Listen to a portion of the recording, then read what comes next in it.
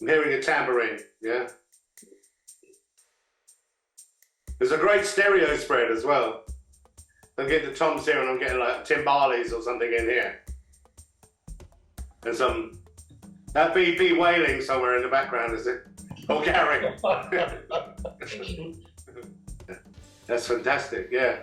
I mean, it's another surprise, that one.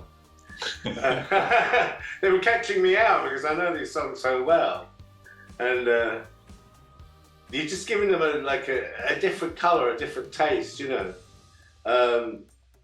A lot of the ones are always straight, and Mick used to just play kind of octaves on them, you know, on the bass, you know, and you know, there's a lot more kind of a groove, you know, with this kind of thing, you know what I mean? Even though that was good in its own right, you know. I like the bass lines, and I like what the drums are doing now, you know.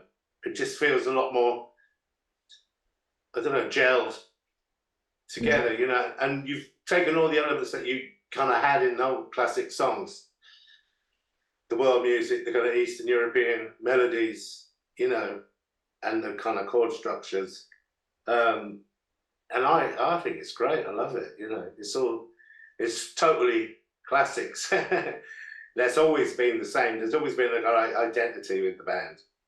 And I think you've kind of kept that, definitely. And you would not believe it's been 40 years. I mean, sonically, you know, sound-wise, you know, obviously you've gone with the times. But I don't think you'll have any problem with these because they'll all stand up to other recordings, you know, of this day and age, like, you know what I mean? Well, it's ironic, isn't it? Because I saw a thing on YouTube recently about Abbey Road, and it was showing when they built a particular studio, and I'm thinking, yeah, we were in all those places, and other, you know, Air and other famous studios. Yeah. And yet you can do much better on your MacBook these days than all of that.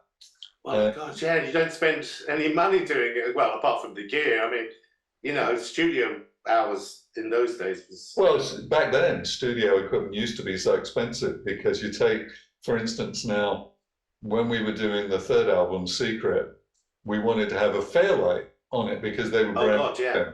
They were brand new. And the only people who had them, Trevor Horn had one, I guess using for ABC and people, and Peter Gabriel had one. And then we found one other guy who had one, and we brought him into the studio with his Fairlight. But no, because they were about 30, 40 grand at the time, weren't they? Well, that's right. Most people couldn't afford them, and even if they could afford them, they wouldn't really know what to do with them.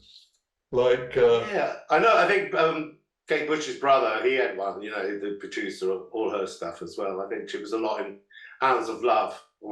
That was used, but that was after a while. Yeah, after a while, of course, they became popular, and then next thing, smaller samplers started coming out and all of that. But I bet you didn't really use it for that much, just a few sound effects and you know, click bells and whistles and clicks and pops and stuff like that. You didn't do any proper programming with it, did you? Really?